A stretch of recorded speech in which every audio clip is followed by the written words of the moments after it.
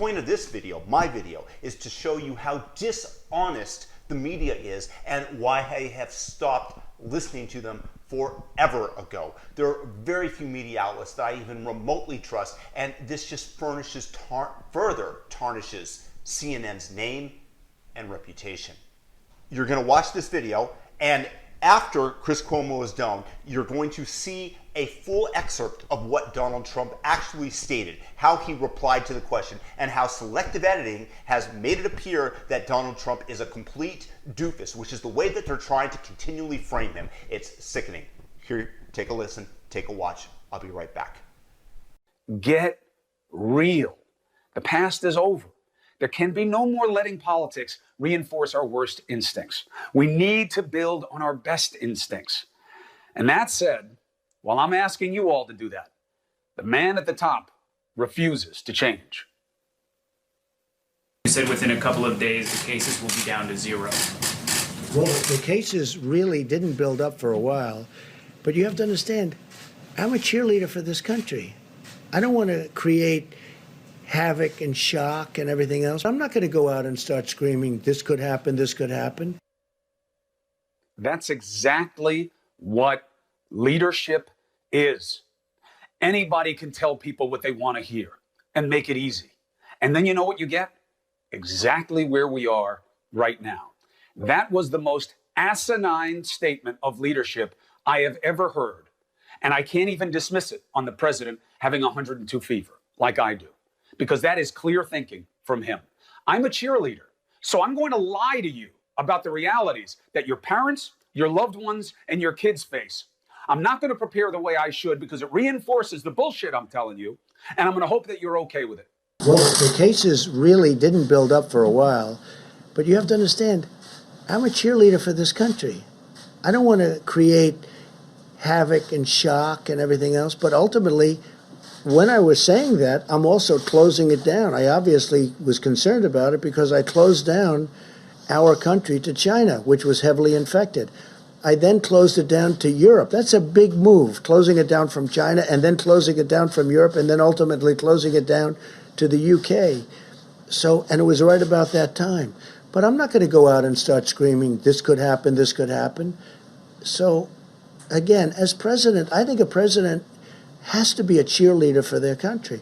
But at the same time I'm cheerleading, I'm also closing down a very highly infected place, specifically the location, as you know, in China that had the problems.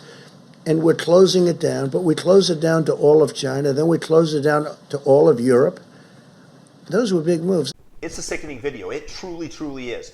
Donald Trump is trying to do what he can via his actions for the best of the nation. You can certainly debate whether or not he should have stated the other facets, the potential threat to the American people. That can be debated. Perhaps he should have, but you can't present this as evidence of him not leading when in fact his actions were leading. He could have told us all the warnings about the coronavirus, and had he not acted upon it, the situation here would have been worse. That's what leadership is. It's action combined with how you discuss it with the public, how you disseminate that information. So let me give you another example.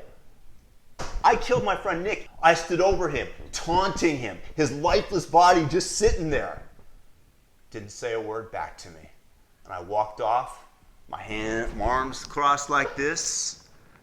Badass murderer. Here's what actually took place. I killed my friend Nick in a game of one-on-one basketball. I stood over him, taunting him, his lifeless body just sitting there. Didn't say a word back to me. And I walked off, my arms crossed like this. Badass murderer. And then we went out for dinner, and we had some great steaks. I look forward to playing him again.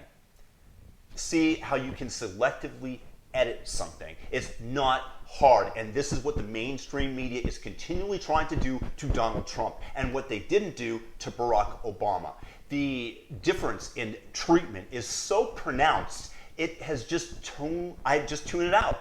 I refuse to watch mainstream media. So CNN, Chris Cuomo, shame on you. Truly, truly shame on you. In this time, you are trying to insert the knife of divisiveness between America and their president. And this is sickening. I did not vote for Donald Trump in 2016. I fully intend to vote for him this time, just to stick it to the mainstream media. He is not as bad as everybody says, because the reason that they're saying it is because of what the media feeds them. Examples like this. People that watch only CNN and think that it's a reputable news source are getting their information spoon-fed to them.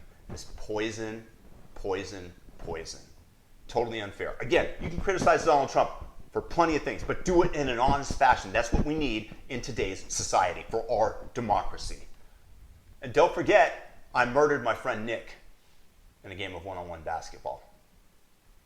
Peace out.